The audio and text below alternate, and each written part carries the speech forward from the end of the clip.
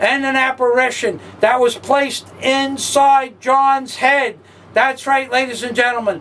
This apparition or spirit or angel-like entity was placed inside John's head, and then for 60 years he sat in a cave with a quill pen and a bottle of ink writing on parchment paper because he felt it was important to get this information to you, ladies and gentlemen. So he gave it to me to interpret to you and then to pass on to the rest of the world, ladies and gentlemen. Jeez, ladies and gentlemen. However, my reasons vary vastly from that of the normal human being, and I will explain my reasoning to simplify matters. I will explain my reasoning to simplify matters.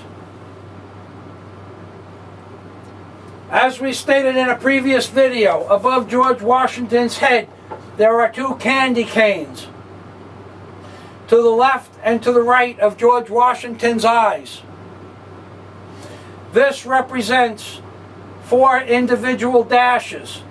These total 8 individual ones, or the 4 ones effectively on each side, representing the 4 on the left and the 4 on the right side, because we are moving to show you the most evil, even more evil than what sits inside the evil seed of death.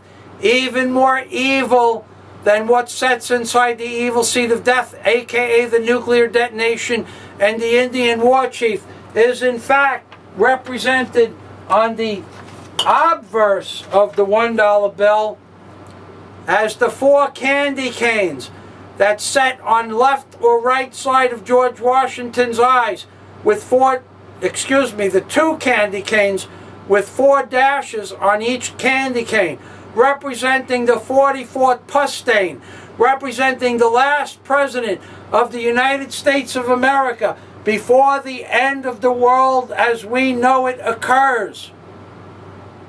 That is what those 4 dashes mean. Crazy, yes. Insane for sure. But it doesn't change the fact. Why are there 4 dashes on the candy canes?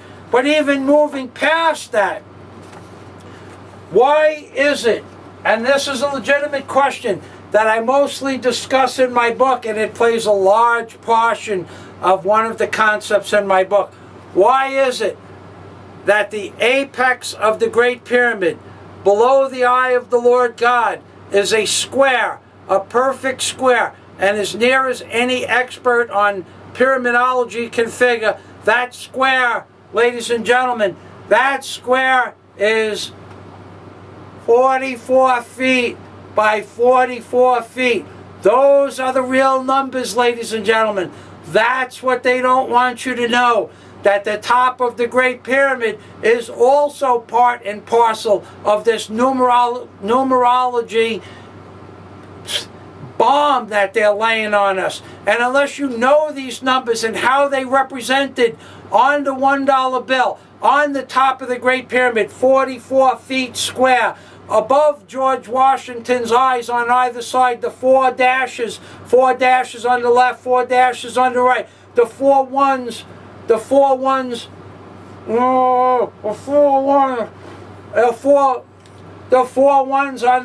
obverse of the $1 bill, the 4 ones on the reverse of the $1 bill. The 44th POTUS will be the last POTUS for the United States of America.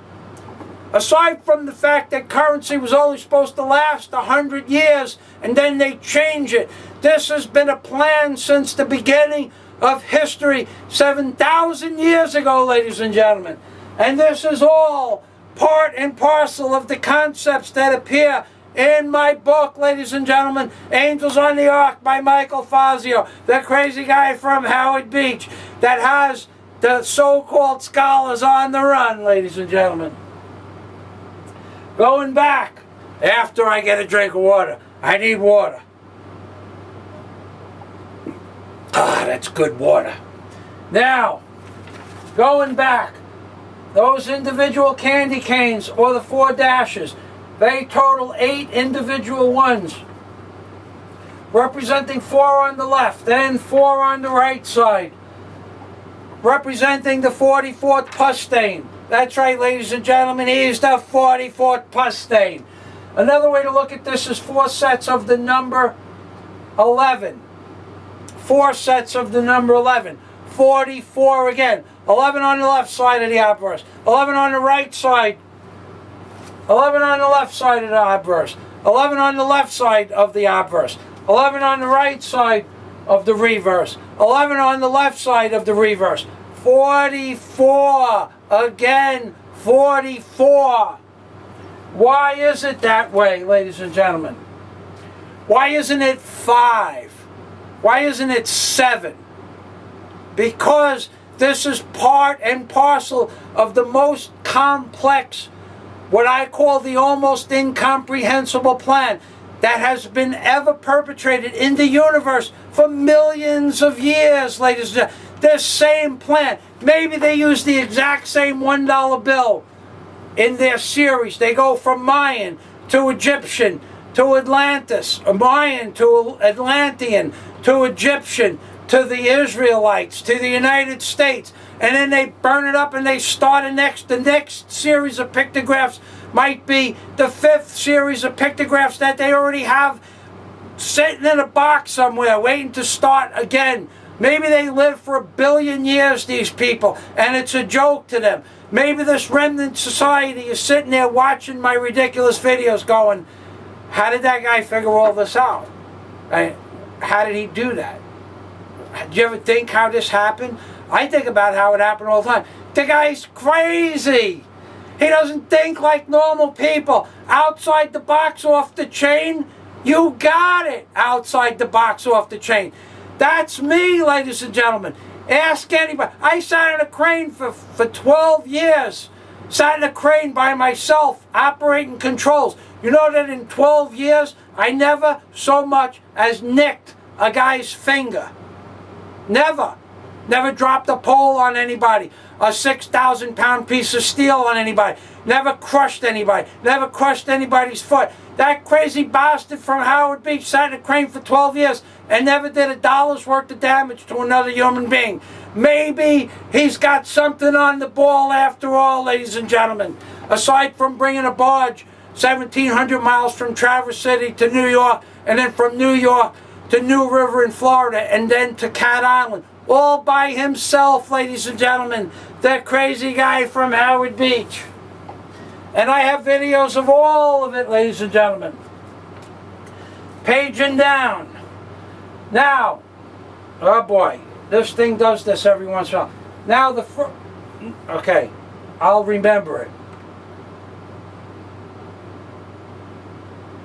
Now the first of the 2 most important godlike entities, in fact, are the first of the 2 most godlike important entities are, in fact, the portal that is represented over the pyramid's head. The portal of the eye of the Lord God, represented over the Great Pyramid's head, is the most important of all the godlike entities, because this represents God and the light of God coming from heaven itself. Which comes from heaven itself. The most important is the radiance of the light of the Lord God, which comes. Now we're going to back it up and we're going to start again. The most important of God's or godlike entity is the portal and the radiance of light of the Lord God, which comes from heaven itself, and which emanates from the apex situated above the Great Pyramid. And the last angel, and the most deadly, but not the one that I discuss in my book, which is more deadly than all the other angels of either God or Satan combined. The one angel that I only discuss in my book is actually the absence of an angel or something. And that can only be discerned when you read the book. People say, why do you say stuff like that? Because I want you to buy the book so that 1,000 years from now, people will say, you know, that guy was crazy, but no one could prove him wrong. And you have to help me. We have to get the movie. We have to get the cartoons. We have to make the video We have to make the games. And of course the comic book is being produced as we are looking at this video. There is a man diligently scribing comic book series caricatures in relationship to my book, Angels on the Ark by Michael Fazio, the crazy guy from Howard Beach. The comic book will be ready on April 25th, ladies and gentlemen. The last angel and the most deadly of the angels, and the reason I left it for the 13th angel is because the book of the Apocalypse, the book of Revelation, where the world ends in a fiery death. That's right, ladies and gentlemen. The last angel causes a catastrophic event, and this is in fact the nuclear detonation. This is in fact the nuclear detonation that sets upon the eagle's head. This is the most deadly of the angels I discuss in this series of videos. It is represented over the eagle's head, and that I have stated in my many videos, thus effectively ending the world as we know it. Now, whether or not this angel of death that appears over the eagle's head or below the loins of Satan, and it's there for a reason, ladies and gentlemen.